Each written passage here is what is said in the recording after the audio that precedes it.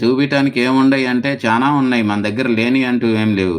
ఇప్పుడు నేను మధ్యప్రదేశ్‌లో గ్వాలియర్ దగ్గర నుంచి ఒక 40 కిలోమీటర్స్ డిస్టెన్స్‌లో మిఠావలి అనే ఒక విలేజ్ ఉంది. ఆ విలేజ్‌లో ఇప్పుడు బాలయ్య సినిమా 'అఖండ 2' అక్కడ షూట్ చేశారనమాట. బటేశ్వర్ టెంపుల్స్ అని జెప్పని.